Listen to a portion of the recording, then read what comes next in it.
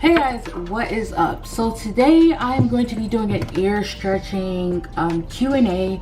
A lot of people have been asking me to do more videos about my stretched ears because I previously used to do that in the past. Videos about my, piercings and body modifications and whatnot. So I figured today I would do a ear stretching Q&A or stretched ear Q&A, whatever.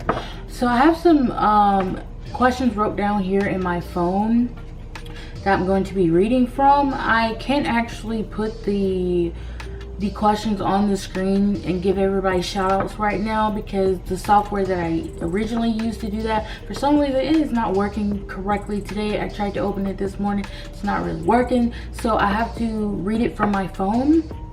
So here we go. Okay, the first question is, when did you start stretching your ears? Well, I first started stretching my ears like my freshman year of high school, which was like in 2009, I want to say, somewhere in that area. The next question is, what is the correct terminology? I don't know what you mean by that, but if you're meaning the gauges versus stretched ear thing, the correct terminology would be stretched ears, but a lot of people do say gauges. I'm not gonna bite your head off if you say gauges. I mean, we all pronounce and say things differently in this world, I'm not gonna knock your head off for it. Next question, what size are your ears? My ears are actually at 25 millimeters or an inch. Next question says, what is your goal size?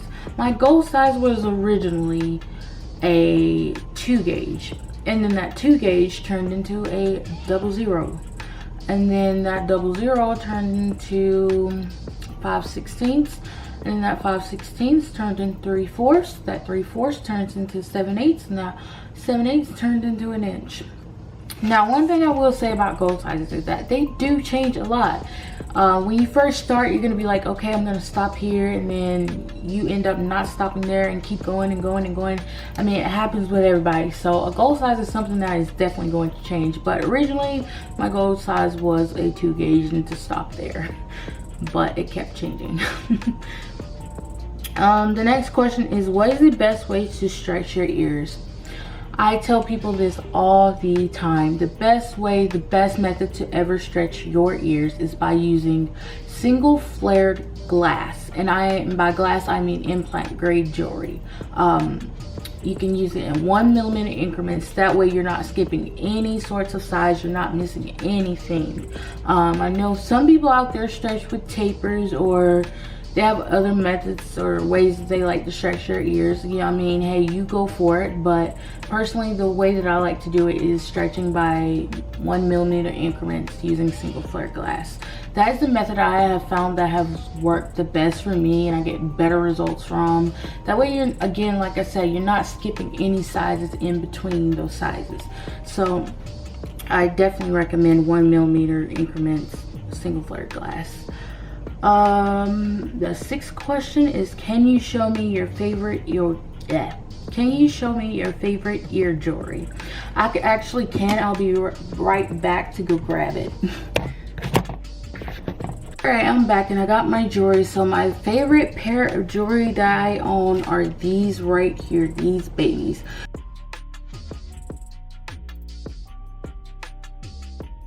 Now, if you don't know what these are the industrial strength dichroic nautical stars. I absolutely love this pair, and I've had this pair for years. That's another thing I want to say about jewelry. The jewelry does matter, because some of it will last your lifetime. And if you know you're getting implant grade, then you're getting top notch, okay? But yeah, this is one of my favorite pairs. And then for my second lobes, my favorite pair, I don't know if you guys can see this, but my favorite pair would be these gray color fronts by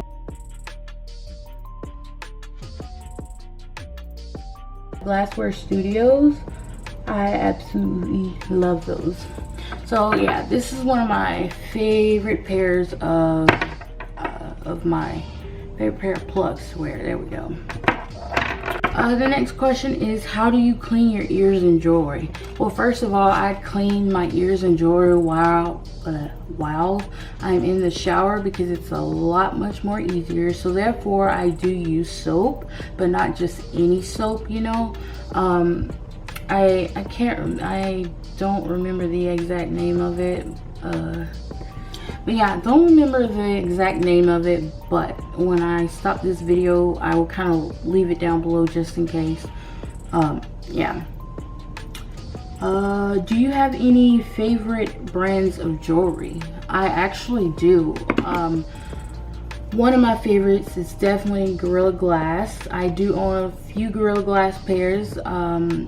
I love Glassware Studios. I love Industrial Strength. I love Anatometal. There's one more or a few more that I'm missing, but those are just some of my top notches, top jewelries that I love and like to wear. Number 9, where's the 9th one? I'm only gonna do 10 questions. I only wrote 10 down. There was more, but I only wrote 10 down. 9th question is, at what size would you recommend sleeping with naked lobes? Okay, what size would you recommend sleeping with naked lobes? Honestly, you can do that just about any size, but I do feel like once your ears start to get heavy is when you should start sleeping naked.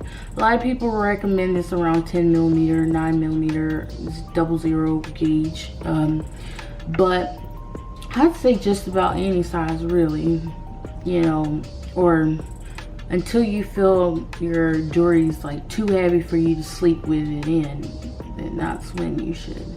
I mean, your body will pretty much tell you. And then the last question is, what advice can you give me for stretching, or what advice can you give me for starting out my stretching journey?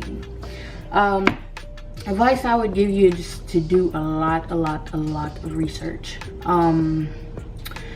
I don't know if you have Facebook or not, if any of you guys have Facebook or not, but if you do, please go to a group called Ask a Professional Piercer. There's lots of great information, lots of helpful stuff in that group. But the advice I can give you is to do a lot of research on this. I will say stay away from tapers and tape and all of that, and I do recommend the 1mm increment stretches like I was saying earlier. I will also give you the advice to use quality jewelry.